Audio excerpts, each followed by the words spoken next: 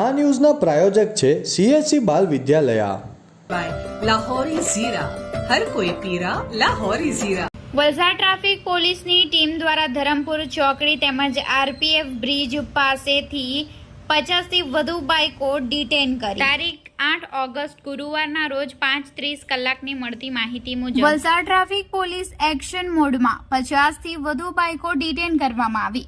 વલસાડ જિલ્લા પોલીસ વડા ડોક્ટર કરણરાજ વાઘેલાના માર્ગદર્શનથી વલસાડના ધરમપુર ચોકડી સહિત RPF બ્રિજ નીચેનો પાર્કિંગ ઝોનમાં પાર્ક કરેલી આશરે 50 થી વધુ બાઇકોને આજે ટ્રાફિક પોલીસે ડિટેઇન કરી હતી, જેને લઈને નો પાર્કિંગ ઝોનમાં પાર્ક કરનાર વાહન ચાલકોમાં ફફડાટ ફેલાઈ જવા પામ્યો હતો.